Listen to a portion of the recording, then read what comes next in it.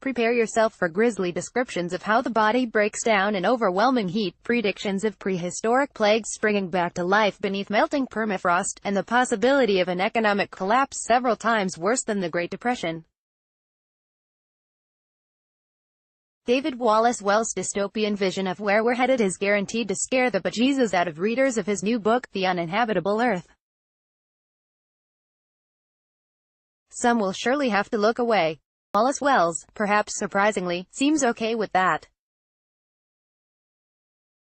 More than 100 pages in, he writes, "If you have made it this far, you are a brave reader." Based on the viral New York Magazine article that portrayed out a hellish future for humanity, the 230-page book is an immersion in seemingly all of the worst-case climate scenarios. It's terrifying. The point is to get readers to confront the scarier implications of the science, Wallace-Wells told me in an email.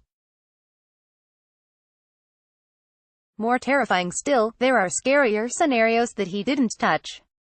When his original magazine article came out in 2017, science communicators and climatologists like Michael Mann criticized it for being overly bleak. Wallace-Wells argues that our dire situation merits an array of storytelling approaches, including ones that embrace the worst possibilities. Here is no single way to best tell the story of climate change, no single rhetorical approach likely to work on a given audience, and none too dangerous to try, he writes in the new book.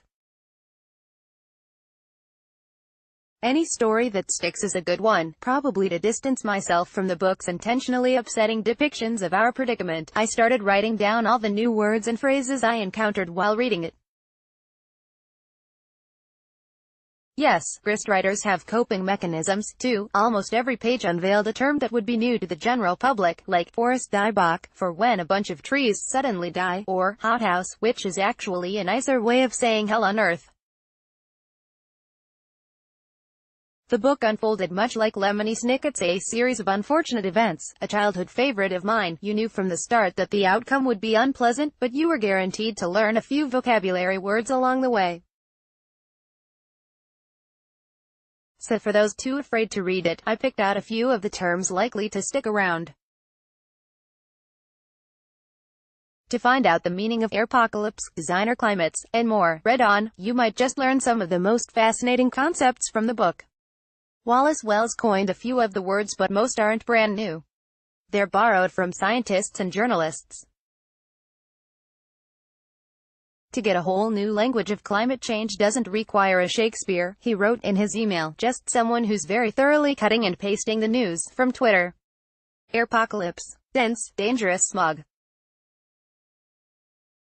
A catchy word that captures your attention can spread a message farther than, say, air quality index, such is the case for airpocalypse, a word that's been used to describe bouts of noxious air-choking cities in China and India. Wallace-Wells described it to me as a kind of pop journalism phrase in the spirit of Snowzilla, or the slushpocalypse, in Seattle. Air pollution was responsible for 9 million deaths worldwide in 2015, according to a recent report from The Lancet. And it's likely messing with everyone's brains, too. Oxygen rates tend to decline as more carbon enters the atmosphere. If atmospheric carbon levels doubled to 930 parts per million, the reduced oxygen in the air could shrink general cognitive ability by 21%. Climate apathy. Indifference toward climate change. The world of 2 degrees seems nightmarish, and the world of 3 degrees, and 4, and 5 yet more grotesque, Wallace-Wells writes. But rather than descend into despair, it's probable that people will normalize climate suffering at the same pace we accelerate it, and find ways to engineer new indifference. Feeling apathetic? We've got just the cure for you, a 21-day apathy detox, climate caste system. A new term for environmental justice. It's well established that climate change tends to hit the poor and communities of color the hardest. This is what is often called the problem of environmental justice. A sharper, less gauzy phrase would be climate caste system, Wallace-Wells writes. Coral dying. What happens when killer hot water meets coral reefs?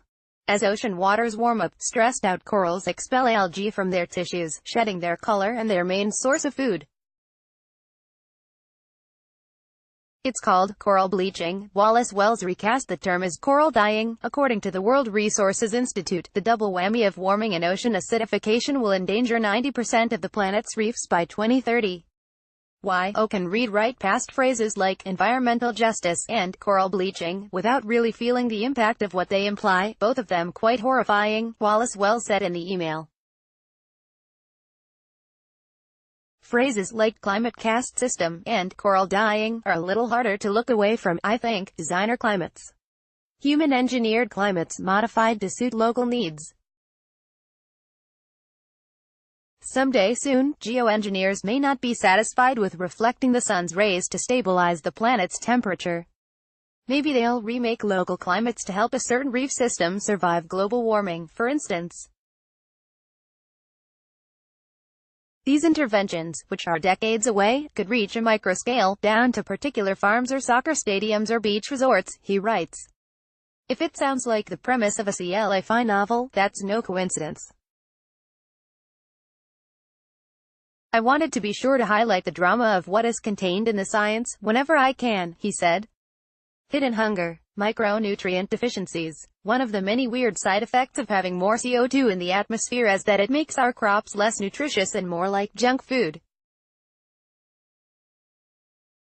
Higher CO2 levels mean bigger, more sugary plants, and less protein, calcium, iron, and vitamin C in every bite we take of them.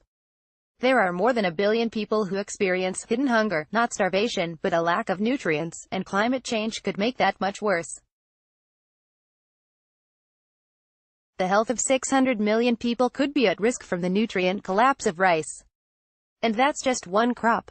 Sunny day flooding. When high tide creeps into town without the help of a rainstorm. Seas are rising much faster along the east coast than the global average, and floods are inundating low-lying cities like Miami on clear weather days.